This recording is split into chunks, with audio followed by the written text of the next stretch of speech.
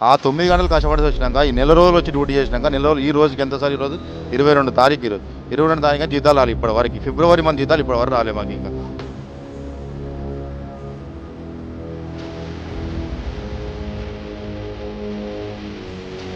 నాలుగు గంటల కోసం డ్యూటీలో 4 గంటల డ్యూటీలోకి వస్తే డ్యూటీ ఉంటేనే పోవాల్సి వస్తుంది. 6-7 అయినా కూడా పోవాల్సి వస్తలేదు మాకు.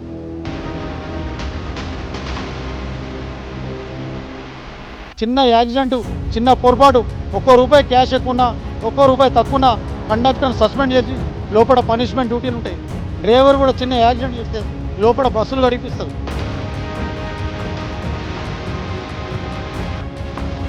అతను కాళ్ళు బాగలేదు, టాబ్లెట్కి వెళ్తున్నాం అనమాట. అందుకనేసి ఎమర్జెన్సీ కదా అలా వెళ్తున్నాం. మాకు తెలీదు బంద్ అని.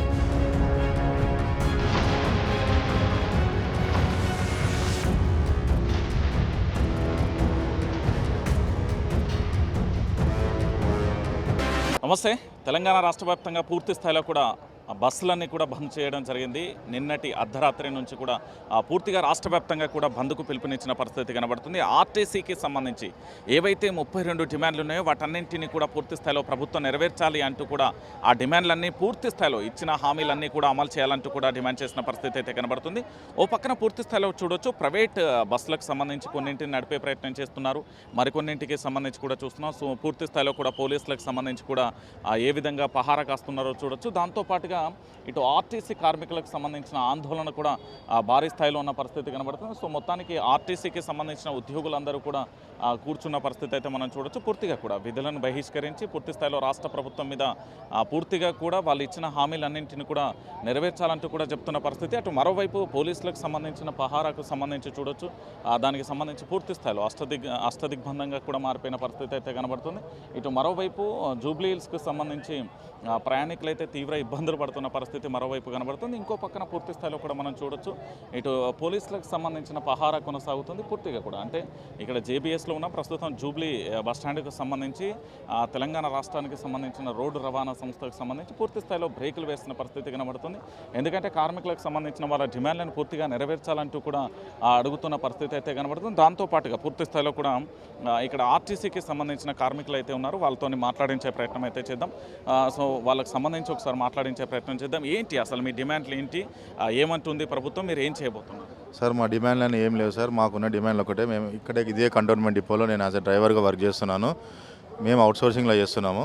ఇప్పటి వరకు మాకు 2 నెలలే సార్ మాకు జీతాలు రాక. 2 నెలల నుంచి జీతాలు లేవు, ఏమి లేవు. ఏమనంటే ఇవాళ ఇస్తాం, రేపు ఇస్తాం, ఎల్లుండి ఇస్తాం అంటున్నారు.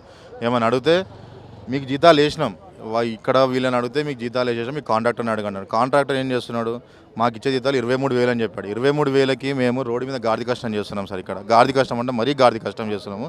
ఇక్కడికి వచ్చాక డ్యూటీకి వస్తానేమో డ్యూటీలు ఉండవు. ఇక్కడ పొద్దుగాల నుంచి సాయంత్రం వరకు వచ్చి కూర్చోవాలి, డ్యూటీ లేవంటే వెళ్ళిపోవాలి, డ్యూటీ లేకుంటే యాబ్సెంట్, డ్యూటీ లేదంటే యాబ్సెంట్ అంతే. పోతే ₹400 ఇస్తారు మాకు. ₹400 కోసం మేము రోజు 8 గంటలు 9 గంటలు కష్టపడేసి వస్తున్నాం.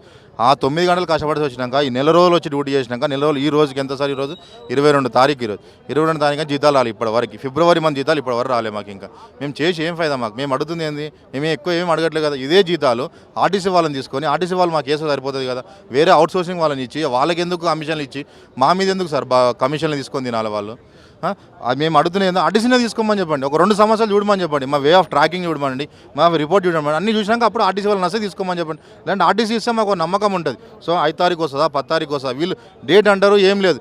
ఎన్నిసార్లు ఫోన్ చేసినా కానీ కూడా వాళ్ళు రేపేస్తున్నాం, ప్రాసెస్లో ఉంది, రేపేస్తున్నాం, ఎల్లుండి వేస్తున్నాం అంటే మాకు ఇచ్చే ₹400 బత్తాలలో మరి రేపు మాకు ఒక ఇన్సూరెన్స్ లేదు. మేము రోడ్డు మీద పోయినప్పుడు మాకు ఏమైనా అయింది అనుకోండి, గవర్నమెంట్ వాళ్ళు వస్తారు, వాళ్ళ బస్సు వాళ్ళు తీసుకొని పోతారు. డ్రైవర్ పరిస్థితి ఏంది? డ్రైవర్ పరిస్థితికి తెలియదు. మీరు ఏమంటే మీ సోర్స్ వాళ్ళని చూసుకోండి, మీ వాళ్ళని చూసుకోండి, వాళ్ళకి సంబంధం లేదు, ఇంకా ఆర్టీసీకి సంబంధమే లేదు. మరి మా బతుకులు ఏమైపోతాయి? నేను అదే అడుగుతున్నది ఏంటంటే మా ముఖ్యమైన డిమాండ్ ఏంటంటే అవుట్సోర్సింగ్ డిమాండ్లో ఉన్న డ్రైవర్లను ఎవరినైనా కానీ కూడా ప్రభుత్వాన్ని తీసుకోమన్నాం. ప్రభుత్వాన్ని తీసుకొని వాళ్ళకు 2 సంవత్సరాలు వాళ్ళకి టైం చూడండి. టైం ఇస్తే వాళ్ళ వే ఆఫ్ ట్రాక్ రికార్డ్ కానీ ఏదైనా ఉన్నా కానీ కూడా మంచి చేస్తేనే తీసుకోండి. ఇలా యాక్సిడెంట్లు కానీ ఏమైనా అయ్యి ఉంటే బంద్ చేసుకోమని చెప్పండి. వద్దు బాబు మీ రికార్డ్ బాగాలేదు, మీరు ఆపేసుకోండి అని చెప్పమనండి. అంతేగాని చెప్పించి మాకు ఇప్పుడు మా ఎగ్జాంపుల్ నేను చెప్తున్నాను సార్. ఇప్పుడు మాకు ఇచ్చే 21,000 జీతం ఉంది, 21 ఈఎస్ఐ లేదు, పిఎఫ్ లేదు, ఏం లేదు.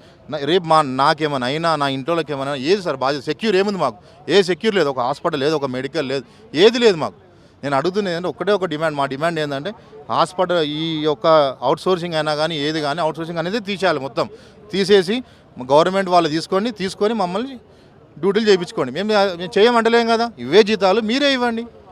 మా మీద మీరు 20,000 25,000 ఓవరకు ఇచ్చి మాకు ఇచ్చే 16,000 17,000 జీతాలు ఇస్తే మేము ఇప్పటివరకు ఇవ్వకుంటే ఇంట్లో రెంట్ కట్టకుండా ఏం కట్టకుండా ఒక్కొక్కరు రోడ్ల మీద తిడుతున్నారు. ఓనర్లు వచ్చి తిడుతున్నారు మమ్మల్ని, రెంట్ కట్టలేదు ఏమేంద్ర బాబు ఇంకా జీతాలు రాలేదా అని చెప్పేసి రోజు బొంకుతున్నారు. వాళ్ళు ప్రైవేట్ వాళ్ళు బొంకుతున్నారు. ఇవెందుకు ఇట్లా బొంకడాలు? బొంకితే ఏమొస్తుంది? మా రెక్కలు కష్టం చేసుకొని వస్తున్నాం సార్. పొద్దుగాల వస్తాం 4 గంటలకు వస్తాం డ్యూటీలోకి. 4 గంటల డ్యూటీలోకి వస్తే డ్యూటీ ఉంటేనే పోవాల్సి వస్తుంది. 6, 7 అయినా కూడా పోవాల్సి వస్తలేదు మాకు. 7 గంటల వరకు కూడా బాబు మీ డ్యూటీలో అంటే మేము కమ్మున మళ్ళీ ఇంటికి వెళ్ళిపోవాల్సి వస్తుంది. అందుకని నేను అడుగుతుంది ఒకటి ఏంటంటే ఆర్టీసీ వాళ్ళు తీసుకుంటే మాకు ఒక నమ్మకం ఉంటుంది, మాకు ఒక సెక్యూర్ ఉంటుంది.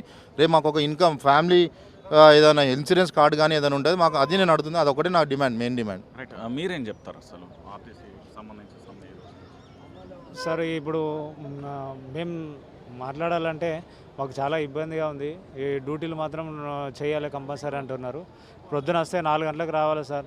ఇప్పుడు మేము అవుట్సోర్సింగ్ పద్ధతిలో చేస్తున్నా కానీ ఇప్పటివరకు జీతాలు లేవు. రెండు నెలలు అవుతుంది. ఈరోజు 22వ తారీఖు, ఇప్పటికి కూడా జీతాలు లేవు.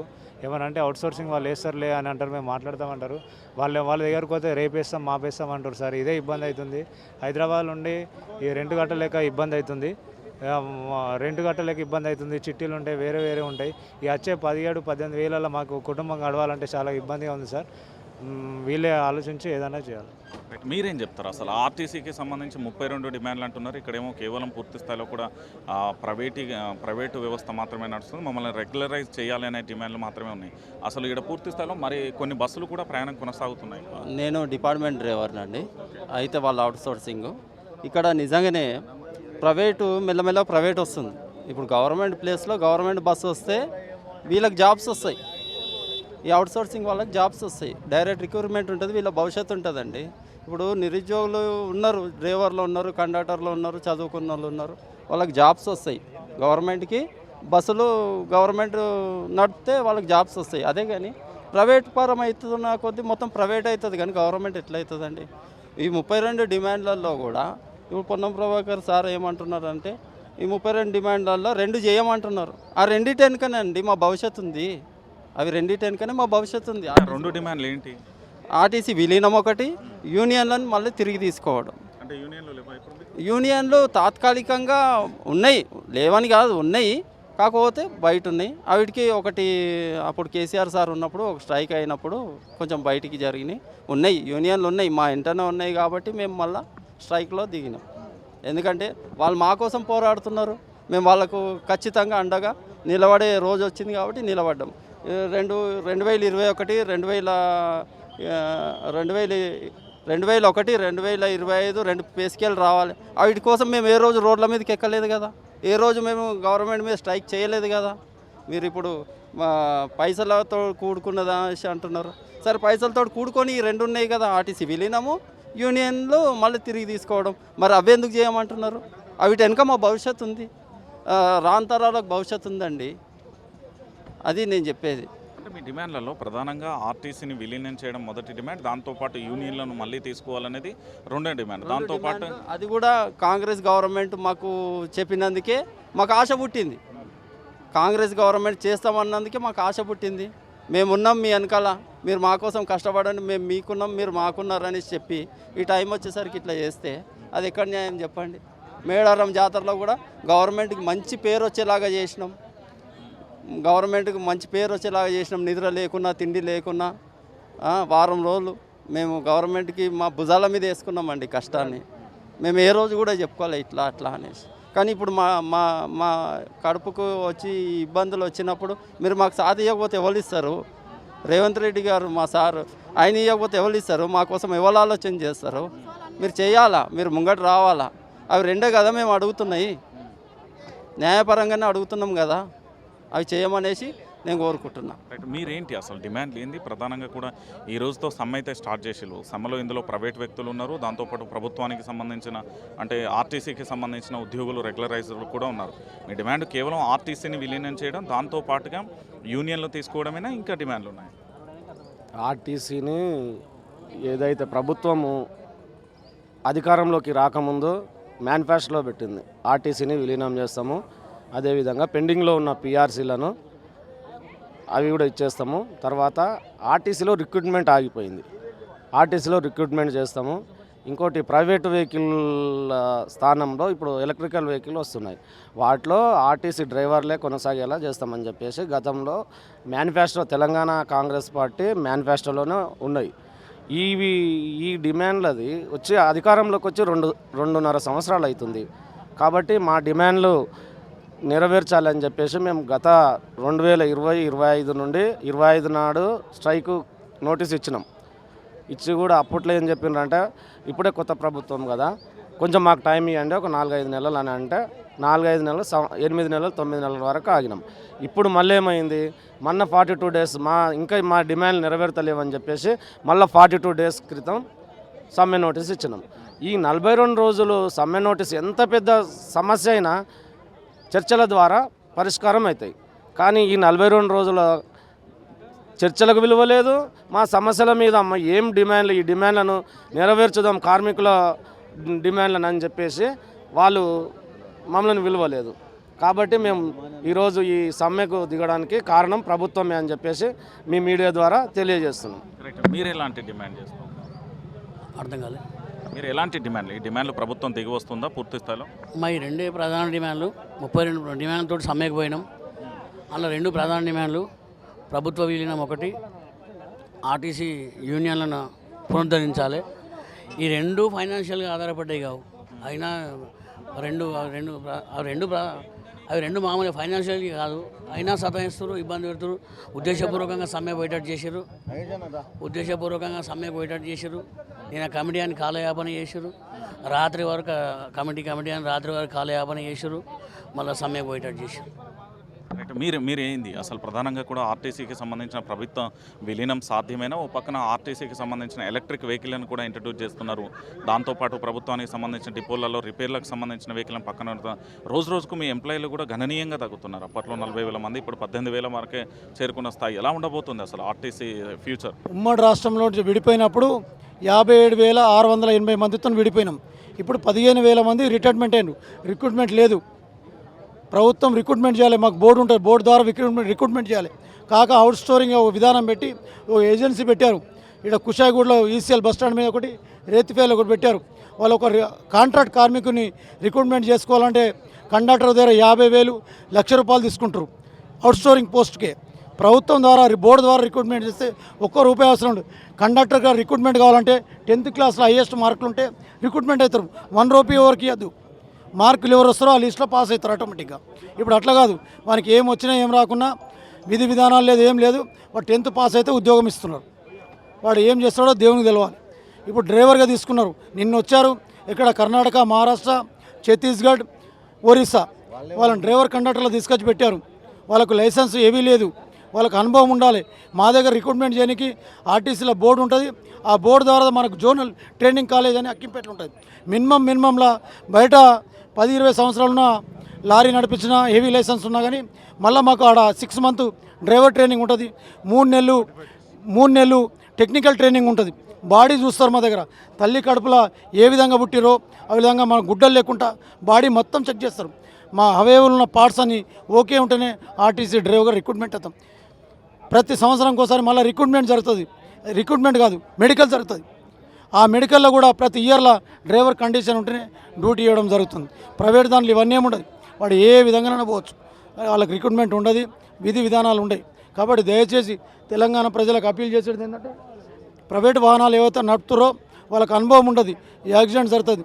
ప్రభుత్వం వెంటనే మరొక దఫా చర్చలు పిలిచి ఈ సమ్మెను కాలాప్ చేయాలంటే ప్రభుత్వం కోర్టులో ఉంది కాబట్టి ప్రభుత్వం బాధ్యత తీసుకోవాలి. సమ్మెకు మేము ఎటువంటి కారకులు కాదు, ప్రభుత్వం మా యాజమాన్యమే సమ్మెకు బాధ్యత తీసుకోవాలి. అంటే సమ్మె చేస్తున్నారు మీరు ఒకవైపు, అల్టిమేట్గా ఐఏఎస్ ఆఫీసర్లతో జరిగిన చర్చలు వాళ్ళు మరొక 4 వారాలు కూడా పూర్తి స్థాయిలో సమయం కావాలని అడిగిలో ఆ సమయాన్ని మీరు ఇవ్వను అంటూ కూడా బయటకు వచ్చేసిన పరిస్థితి. ఎందుకు ఇది? 2025లో మేము సమ్మె నోటీస్ ఇచ్చాం సార్. అప్పుడు ఇండియా పాకిస్తాన్ యుద్ధం జరుగుతుందని చెప్పారు. అప్పుడు 3 men కమిటీ వేశారు. గౌరవనీయులు పెద్దలు ఎక్స్-జేఏసీ చైర్మన్ కోదండరామ్ గారు, అదేవిధంగా కొత్తగూడెం ఎమ్మెల్యే సిపిఐ ప్రధాన కార్యదర్శి గౌరవనీయులు కూనంనేని సాంబశివరావు, ఎమ్మెల్యే ప్రతిపక్ష నాయకుడు అసెంబ్లీ తెలంగాణ, అదేవిధంగా సీఎంకు అత్యంత ప్రియమైన స్నేహితుడు పరిగి ఎమ్మెల్యే డాక్టర్ రామ్మోహన్ రెడ్డి గారు, వీళ్ళు 3 men కమిటీ వేశారు. కమిటీ చేశారు. మేము వాళ్ళ దగ్గరికి వెళ్ళాం. మాకు విధి విధానాలు ఇవ్వలే. ఆర్టీసీ యాజమాన్యం కూడా మమ్మల్ని ఒక్కరోజు కూడా బస్ భవన్కు ఇన్వైట్ చేయలేదు. మాకు రూమ్ కూడా ఇవ్వలే అన్నారు. 1 ఇయర్ కింద వేసిన కమిటీకే రూపం లేదు, ఒక కాలయాపన కమిటీ. ఇప్పుడు వేసిన కాలయాపన కమిటీ అసలు వాళ్ళకు ఆర్టీసీ యాక్టు అలాగుంటాయి.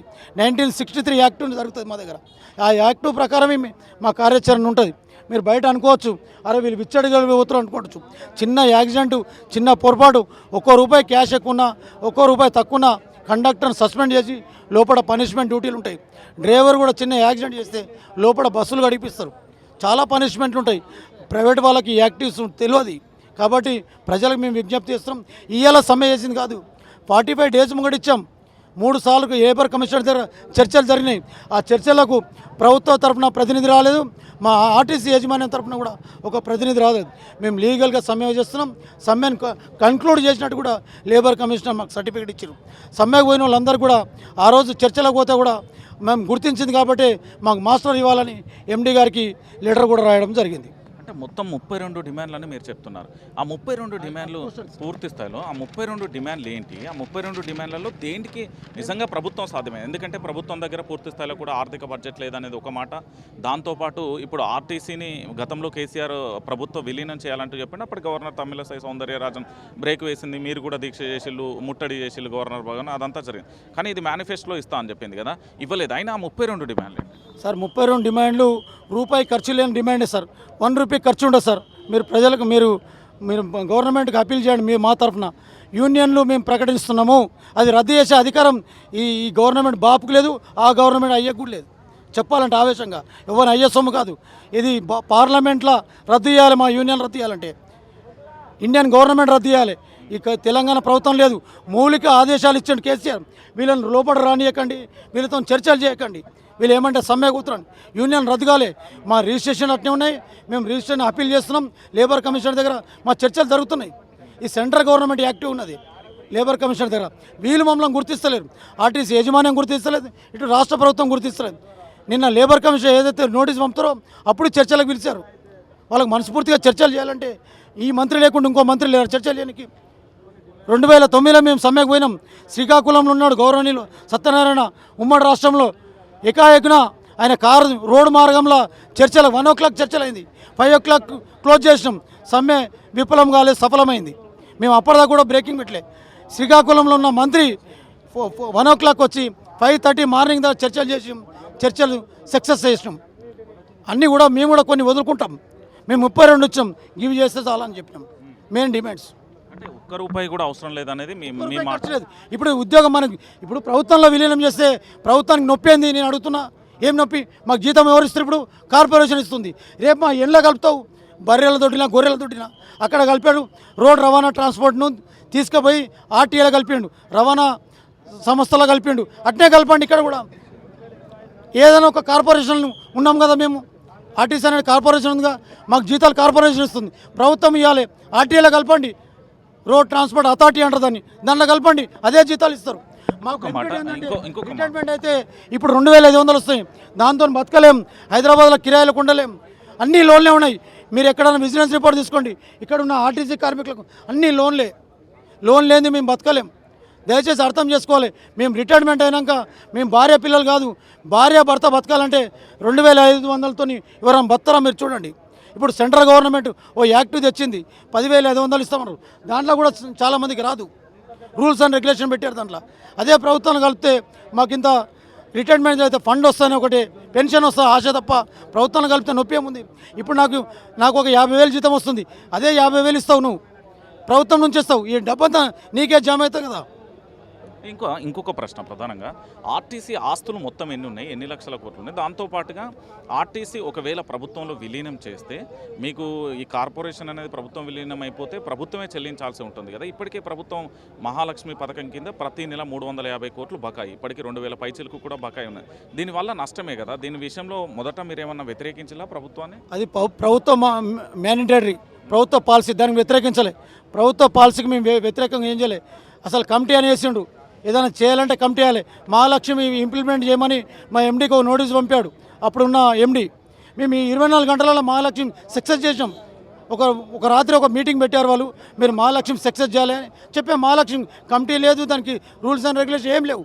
వాళ్ళకి ఇష్టం ఉంటే పరమాన్నం పెడతారు, ఇష్టం లేకుండా కారం వేసి పెడతారు. మరి మహాలక్ష్మి ఎవరు సక్సెస్ చేసారు? ఆర్టీసీ కార్మికులు, డ్రైవర్, కండక్టర్ చేసిండు. డిఎంలో, ఆర్ఎంలో, ఈడీలో మంత్రి ఏలే. ఆర్టీసీ కార్మికుడు సక్సెస్ చేస్తున్నాడు. ఈ రోజు తెలుస్తుంది, ప్రజలకు అర్థమవుతుంది, ప్రభుత్వానికి అర్థమవుతుంది. ఇవాళ ఎంత నష్టం జరుగుతుందో తెలుస్తుంది వాళ్ళకు. మీ ఆస్తులు ఎంత? మాది 1,80,000, 1,57,680 on the record revenue rate. దానికి 10 ఉంటుంది. మీకు తెలిసే ఇలా 700 గజం ఉందంటే ప్రభుత్వం రేటు అది 70,000 పైన ఉంటుంది. అది గవర్నమెంట్ రేటు, రెవెన్యూ డిపార్ట్మెంట్ ఇచ్చిన రేటే 5 లక్షల కోట్ల పైన ఉంటుంది, 1,000 కోట్ల పైన. ఈ ఆస్తి మీద ఏ ప్రభుత్వం మీద కన్నేస్తారు? మేము అమ్ముకోమనం, ఆస్తి అమ్ముకోమని ఏమైనా చేసుకోమని. మా ప్రభుత్వం విలీనం చేసినాక ఆ బస్సులు అమ్ముకోమని ఏమైనా అమ్ముకోమని, అప్పుడు ప్రజలు చూసుకుంటారు. నాది ఒక చిన్న ప్రశ్న. మీరు చాలా సంవత్సరాలుగా ఆర్టీసీకి సంబంధించి ప్రభుత్వ ఎంప్లాయీ. ఇక్కడ జరిగే కుట్ర ఏంటంటే, మొదటగా మహాలక్ష్మి పథకం కింద ఫ్రీ ఇచ్చారు, దాని తర్వాత ఎలక్ట్రిక్ బస్సులను ఎంట్రీ ఇచ్చారు. నష్టాలలో నడుస్తుంది, దీన్ని ప్రైవేటీకరణ చేస్తాం. ఎందుకంటే ఆర్టీసీ ఎలక్ట్రిక్ బస్సులకు డ్రైవర్ వాళ్ళే ఉంటున్నారు, కండక్టర్ వాళ్ళే ఉంటున్నారు, వాళ్ళే నడిపిస్తున్నారు. అదొక కంపెనీ నుంచి వస్తుంది, వాళ్ళే నడిపిస్తున్నారు. అంటే భవిష్యత్తులో ఇది నష్టాల బాట ఉంది, దీనివల్ల లాభం లేదు, దీన్ని ప్రైవేటీకరణ చేస్తామనే ఆలోచన ప్రభుత్వంలో ఉంది అనేది ఒక వార్త అయితే వస్తుంది. ఇది నిజమేనా? 110% మీరు అడిగింది, మీరు క్యాచ్ చేసింది 100%. నష్టాల బారిలో చూపెట్టి 60 నుంచి 70 పైన పోతే భారత రాజ్యాంగంలో ఉంది దాన్ని ప్రైవేటీకరణ చేయాలని. ఏ యూనియన్లు ఏం చేయలేవు, ఎవరు కూడా ఏం చేయలేరు. ఆ పరిస్థితి తీసుకొస్తారు. నష్టాలు చూపెట్టి ప్రైవేటీకరణ చేయొచ్చు, అది భారత రాజ్యాంగంలో ఉంది. ఇప్పుడు నష్టాలలో ఏం లేవు. ఒక ఆటో డ్రైవరు 9 మందిని నడిపిస్తాడు, భార్య, పిల్లలు సంసారం చేస్తున్నాడు. ఇంత పెద్ద బస్సును మేము ఎంతమంది బతకచ్చు? 10 మంది బతకచ్చు. ఇప్పుడు ఒక్కరు కూడా దాంట్లో ఎవరు లేరు. మేము అన్ని ప్రైవేటీకరణ చేసేస్తాం. ఎందుకు నష్టం జరుగుతుంది? రోజు కలెక్షన్ ఎంత వస్తుంది? ఏ రూట్లో పోయినా 4-5 వేల రూపాయలు నెట్ క్యాష్ వస్తుంది. మహాలక్ష్మి క్యాష్ 15,000, 20,000 వస్తుంది. ఇప్పటికి మాకు 350 కోట్లు వస్తుంది. నువ్వు ఎంత ఇస్తున్నావు రోజుకు? ఓ శ్వేతపత్రం రిలీజ్ చేయండి. ఇప్పటికి 3,500 కోట్లు ప్రభుత్వం బాగుంది. ఒక రోజులో మీ ఆర్టీసీకి వచ్చే ఆదాయం ఎంత? దాంతోపాటు ఖర్చు ఎంత ఉంటుంది? ఖర్చు, ఆదాయం ఆడిటింగ్ వాళ్ళు చూపెట్టరు. చూపెట్టారు. ఎవరు ఆర్టీఏ ప్రకారం కూడా రూల్స్ అండ్ రెగ్యులేషన్గా మేము అప్లై చేసినాం. వాళ్ళు ఎవరు పంపరు. అది కొద్దిగా ఇబ్బంది ఉంటుంది. అది అడిగితే కూడా క్వశ్చన్స్ వేరే రకం చెప్తారు. అంతే, దానికి సమాధానం లేదు. ఇప్పుడు మరి గతంలో ప్రభుత్వం ఏమో విలీనం చేయడానికి ప్రాసెస్ చేసింది. ఇప్పుడు ప్రభుత్వం దీని గురించి అంటే మన రవాణా శాఖ మంత్రి పొన్నం ప్రభాకర్ను మీరు కలిసారా? కలిస్తే ఎలాంటి అంశాలు చెప్పిండు? రాత్రి ఎందుకు సఫలమైంది ప్రధానంగా కూడా ఏముంటో చూపెడతా. 10 సార్లు పోయిన పొన్నం ప్రభాకర్ దగ్గరికి, ముఖ్యమంత్రి దగ్గరికి 1 టైమే ఆయన ప్రమాణ స్వీకారం చేసినాక 10 సార్లు పోతే కూడా ప్రభుత్వం పరిశీలన ఉంటుంది. అసలు ఆర్టీసీ ప్రభుత్వం తరపున మంత్రి కాదా? ప్రభుత్వం పైన దగ్గర ఉంది అంటాడు. మంత్రి కూడా ప్రభుత్వమే కదా. ఎప్పుడు చూడు ప్రభుత్వం దగ్గర ఉంది, నా దర్వాలు కుళ్ళనే అంటారు. అదేమో కరెక్టా? ఏమంటున్నాడు అసలు? ఆయనకి ఇంట్రెస్ట్ లేనట్టుంది. ఆ శాఖ ఇంట్రెస్ట్ లేకుంటే పొన్నం ప్రభాకర్కి నేను హ్యాపీలు చేస్తున్నా, మీరు ఇమ్మీడియట్లీ రాజీనామా చేయండి. మీకు రవాణా శాఖ ఇష్టం లేకుంటే మీరు రాజీనామా చేసి వేరే శాఖ తీసుకోండి. అంటే ఇంకొక అంశం ఏంటంటే, అక్కడ మీరు వెళ్ళినప్పుడు కనీసం కూర్చోబెట్టి ఛాయలు, బిస్కెట్లు కూడా వేయకుండా నిలబెట్టి పంపించిర్రు అనేది. ఒక దొర, కేసీఆర్ను దొర అన్నాం కానీ ఇప్పుడు పొన్నం ప్రభాకర్ దొర. ఆయన వస్తాడు బయటకు, యువకుని లెక్క ఓ టీ షర్ట్ వేసుకొని, ఓ నైట్ ప్యాంట్ వేసుకొని వస్తాడు. వచ్చి చెప్తాడు ప్రభుత్వం దగ్గర చర్చలు చేస్తా, ప్రభుత్వంతో మాట్లాడతాడు. అయితే పొన్నం ప్రభాకర్ ప్రభుత్వమా కాదా? ఆయన కూడా కాంట్రాక్ట్ లెక్క ఇప్పుడు ఆర్టీసీలో కాంట్రాక్ట్ బేసిక్లో పనిచేస్తుండా, అది ఒకటి చెప్పాలి. అవుట్ స్టోరింగ్ అది ఆయన ఇంటికి అడగమ్మ. ప్రభుత్వం చర్చలు చేస్తున్నాయి. దర్వాలు కుళ్ళు ఉంటాయి. దర్వాలు ఎక్కడ కుళ్ళు ఉంటాయి? మహారాష్ట్రలో షిరిడి పక్కకు ఉంటుంది, శని శంగారం అనే ఒక ఊరు ఉంటుంది, అక్కడ దర్వాలు కుళ్ళు ఉంటాయి. మరి ఇంటికాడ మరి శని ఉందా? దర్వాలు కుళ్ళు ఎందుకుంటాయా? మనుషులు వస్తే తెరుస్తారు. ఫైనల్గా మీ డిమాండ్ ఏంటి? ఫైనల్గా ఈ రోజులు కూడా ఈ సమ్మె కొనసాగే. మేము సమ్మె చేయడంలో మాకు చాలా అనుభవం ఉంది. ఆర్టీసీ కార్మికులకు సమ్మెలంటే పెట్టిన విద్య పెరుగుతో తిన్నట్టు. మేము సమ్మెకు భయపడం. ఎస్మా చట్టాన్ని కూడా ఎదుర్కొన్నాం. కేసులు ఉన్నాయి నా దగ్గర. మారడబల్ సిఐ ఇక్కడ ఉంటాడు, నా పేరు నగేష్ పటేల్. ఓపెన్ చేయమనండి, 20 కేసులు రన్నింగ్లు ఉన్నాయి. మార్నింగ్ ఈవినింగ్ సంతకం పెడతా నేను పిఎస్లో పోయి. అటువంటి కేసులకు భయపడలేదు. చర్లపల్లి జైలు చూసి వచ్చాం. ఈ సమ్మె వల్ల, కేసీఆర్ వల్ల కూడా తెలంగాణ ఉద్యమంలో కేసీఆర్ 59 కేసులు 18 కేసులు బుక్ చేసిండు. ఇదే మా అడ్డా తెలంగాణ జేఏసీ మీడియా ప్యాంట్ కాడ. విన్నావా? Thank you. చూసారు కదా, మొత్తానికి ఇది ఆర్టీసీ కార్మికులకు సంబంధించిన వాదన. ఇంకో పక్కన పూర్తి స్థాయిలో ఆ పోలీసుల కట్టుదిట్టమైన ఏర్పాట్లు కూడా చూడొచ్చు. దాంతోపాటు ఇటు మరోవైపు పూర్తి స్థాయిలో కూడా చూడొచ్చు. ప్రభుత్వం ఒక పక్కన పోలీసుల నియంత్రణలో బస్టాండ్లు అయితే ఉంచిన పరిస్థితి కనబడుతుంది. ఇంకొక మరోవైపు మరో పక్కన ఇటు ప్రయాణికులు కూడా ఉన్నారు. ప్రయాణికులతో కూడా మనం మాట్లాడించే ప్రయత్నం అయితే చేద్దాం. సో ఎవరు ఎక్కడి నుంచి వచ్చారు, ఎన్ని గంటలుగా వేచి చూస్తున్నారు ఏంటి అనేది కూడా వారితో మాట్లాడించే ప్రయత్నం అయితే చేద్దాం. కొన్ని బస్సులు మాత్రం వెళ్తూ వెళ్తున్న పరిస్థితి కనబడుతుంది. ఒకసారి ఆర్టీసీకి సంబంధించి వీళ్ళందరితో కూడా మనం మాట్లాడించే ప్రయత్నం చేద్దాం. సో పూర్తిగా కూడా బస్ స్టాండ్ మొత్తం కూడా పూర్తిగా కూడా ప్రయాణికులతో ఉన్న పరిస్థితి అయితే కనబడుతుంది. సో వీళ్ళందరూ కూడా కూర్చున్న పరిస్థితి అయితే కనబడుతుంది. సో ఒక్కొక్కరితో కూడా మనం మాట్లాడించే ప్రయత్నం అయితే చేద్దాం. బస్సులు ఉన్నాయా లేదా అనేది కూడా చెప్పే ప్రయత్నం అయితే చేద్దాం. సో మీకు బస్సు ఉందా అమ్మా ఇప్పుడు? ఏమో అండి, ఎప్పుడు వచ్చారు మీరు? మేము 8:30కు 9 అయింది. ఎక్కడికి పోవాలి? మెదక్ లేదా మరి? లేదు, ఏమంటున్నారు? మేము అడగలే వాళ్ళకు. మీరు ఎక్కడ నుంచి వచ్చారు? మీరు ఇక్కడ మీరు ఏమంటున్నారు? ఎవరన్నా అడిగారా డిపో మేనేజర్?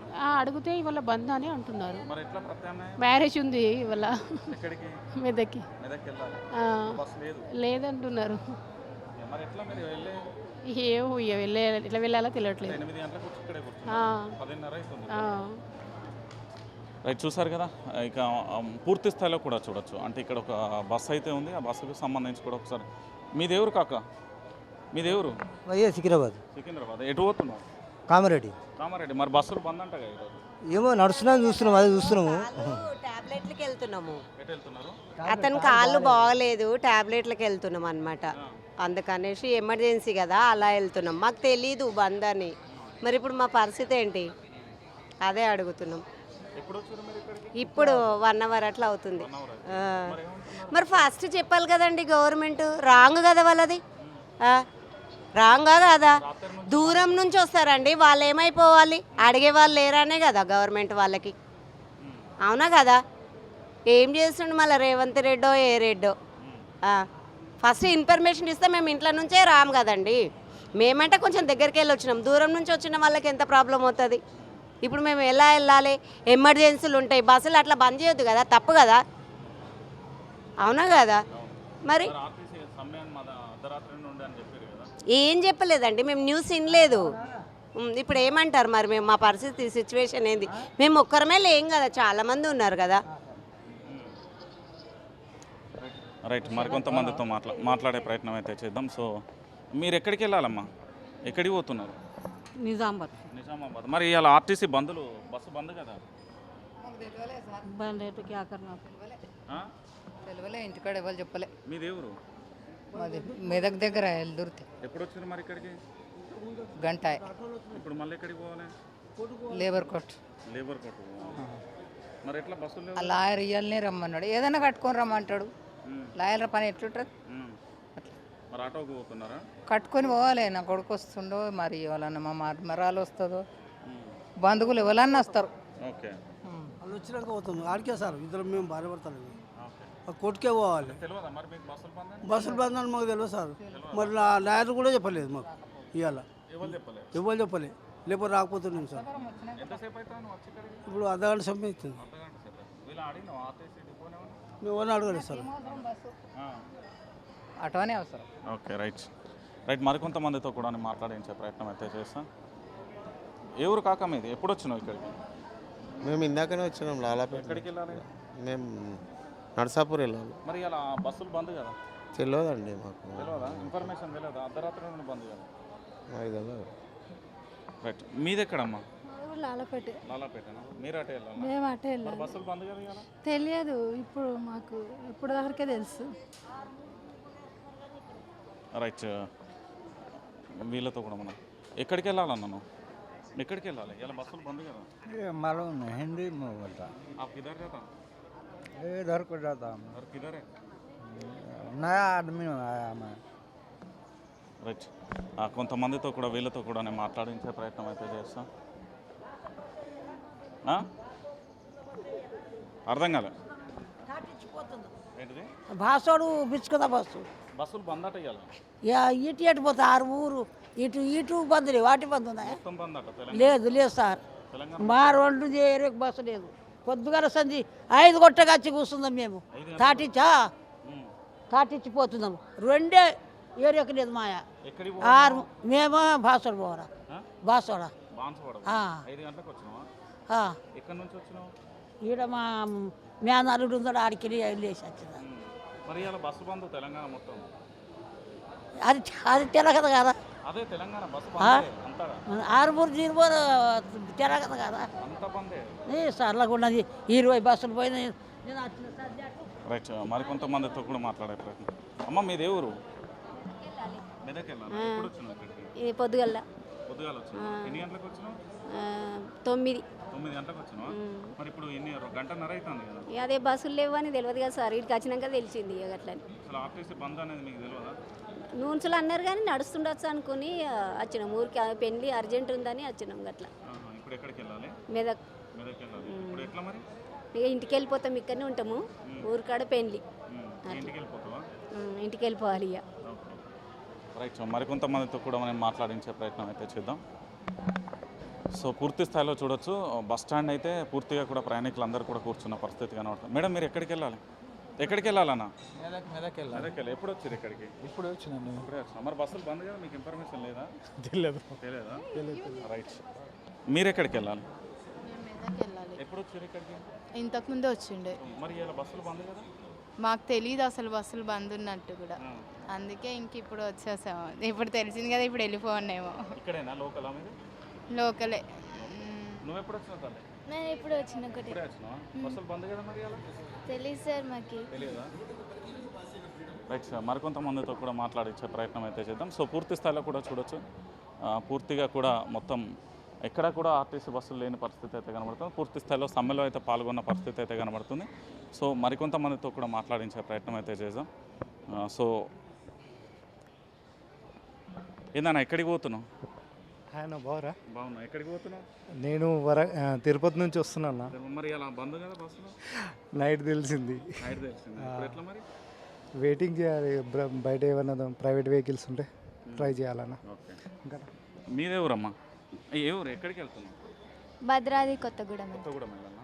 మరి ఇలా బస్సులు లేవుగా? మా పిన్ని వస్తా అన్నారు. పిన్ని వస్తాను. రైట్. మరికొంతమందితో కూడా మాట్లాడించు. అన్నా ఎక్కడికి వెళ్ళాలన్నా? ఎక్కడికి వెళ్ళాలి? मैं हिंदी आ किधर जाता? हम लोग श्रीशैलम जाना था. श्रीशैलम जाना. ओ आरटीसी बस पूरा बंद है? बस कैंसिल है. बस कैंसिल है. अब कैसे जाना? अब देख रहे हैं, इंतजार कर रहे हैं. एसी बस में भी बुक कराया है, पर वो उसका भी आने का भी कोई समय सीमा नहीं दिख रहा है. बैठे हैं, कोई इन्फॉर्मेशन नहीं, कैंसिल का भी नहीं आया है. बैठे हैं, परेशान हो रहे हैं. రైట్. వీళ్ళతో కూడా మాట్లాడే ప్రయత్నం చేద్దాం. మీరు ఎప్పుడు వచ్చారమ్మా? ఎక్కడికి వెళ్ళాలి? హాఫ్ అన్ అవర్ అవుతుంది సార్. ఎక్కడికి వెళ్ళాలి? శ్రీశైలం వెళ్ళాలి. మరి ఇలా బంద్ కదా? మాకు తెలియదు, ప్రొద్దున తెలిసింది. ఎక్కడి నుంచి వచ్చారు మీరు? మాది కామారెడ్డి. కామారెడ్డి. సమానం. కామారెడ్డి. కామారెడ్డి. మరి ఎట్లా ఇప్పుడు? చూద్దాం ఇంకొకసారి. మీరు ఎక్కడికి వెళ్ళాలి? శ్రీశైలం. శ్రీశైలం. రైట్. చూసారు కదా, మొత్తానికి ఇది జూబ్లీ బస్ స్టాండ్కి సంబంధించి మనం చూస్తున్నాం. సో పూర్తిగా కూడా బంద్ వాతావరణం అయితే చాలా స్పష్టంగా కనబడుతుంది. ఎక్కడ చూసినా కూడా బస్సులు అయితే లేని పరిస్థితి అయితే కనబడుతుంది. పూర్తి స్థాయిలో కూడా మనందరం కూడా చూడొచ్చు. ఆర్టీసీకి సంబంధించి ఇక్కడెక్కడ కూడా బస్సులు లేని పరిస్థితి అయితే చాలా స్పష్టంగా కూడా చూడొచ్చు. ఎందుకు నేను ఈ విషయాన్ని చెప్తున్నానంటే ఒకసారి చూడండి మీరు. 23 కానీ 22, 21, 20, దాంతోపాటు 19, 18, ఇటు మరోవైపు 17, 16, 14 ఈ పూర్తి స్థాయిలో కూడా జూబ్లీ బస్ స్టాండ్కి సంబంధించి ప్రయాణికులు మాత్రం నిరీక్షిస్తున్నారు. చాలామందికి కూడా వాళ్ళకు సమాచారం తెలియదు అంటూ కూడా చెప్తున్న పరిస్థితి. ఆర్టీసీ బంద్ ఉన్నదనే విషయం మాకు తెలియదు, కానీ ఇక్కడికి వచ్చాకే తెలిసిన పరిస్థితి కనబడుతుంది. ఇప్పుడు మేము ఎటు వెళ్ళాలో ఏం చేయాలో కూడా దిక్కుతోచని పరిస్థితులలో ఉన్నామంటూ కూడా వాళ్ళు చెప్తున్న పరిస్థితి కనబడుతుంది. సో ఓవరాల్గా చూస్తే ఇటు ఆర్టీసీకి సంబంధించిన డిమాండ్లు అయితే న్యాయమైన డిమాండ్లే. దాంతోపాటుగా ఇప్పుడు జూబ్లీ బస్ స్టాండ్కి సంబంధించి ఈ పూర్తిగా జేబీఎస్కి సంబంధించి పూర్తిగా బంద్ వాతావరణం అయితే కొనసాగుతుంది. ఎటువైపు చూసినా కూడా బంద్ వాతావరణం చాలా స్పష్టంగా కనబడుతుంది. పూర్తిగా కూడా పోలీసుల ఆధీనంలో కూడా కొన్ని బస్సులను అయితే నడిపే ప్రయత్నం చేస్తున్నారు. ప్రైవేట్ వెహికల్స్ను కూడా బయటికి తీసే ప్రయత్నం అయితే చేస్తున్నారు. కానీ మా న్యాయమైన డిమాండ్లను ప్రభుత్వం ఖచ్చితంగా కూడా నెరవేర్చాలి. 2025లోనే నోటీసులు ఇచ్చాం. మళ్ళీ కూడా ఐఏఎస్కు సంబంధించిన కమిటీ 4 వారాల గడువు కోరింది. ఇంకా గడువు ఏ విధంగా ఇస్తాం? ఓ పక్కన యూనియన్లు లేకపోవడం, మరో పక్కన ప్రభుత్వంలో విలీనం చేయకపోవడం, ఇచ్చిన హామీలను నెరవేర్చకపోవడం, మరో పక్కన మహాలక్ష్మికి సంబంధించిన పథకం ఏదైతే ఉందో దానివల్ల ప్రతి నెల 350 కోట్ల రూపాయల నష్టం బకాయిలు పడిపోతున్నాయి. ఇప్పటికే 2000 కోట్ల రూపాయలు ఉన్నాయి. సో కాంట్రాక్టు బేసిక్ కానీ అవుట్సోర్సింగ్ కానీ దాంతోపాటు రెగ్యులరైజ్ చేసిన వాళ్ళకు బెనిఫిట్స్ కానీ ఇతరత్ర రావట్లేదు అంటూ కూడా ఆవేదన వ్యక్తం చేస్తున్న పరిస్థితి కనబడుతుంది. సో ఓవరాల్గా జేబీఎస్కు సంబంధించిన పరిస్థితి ఈ విధంగా ఉంది.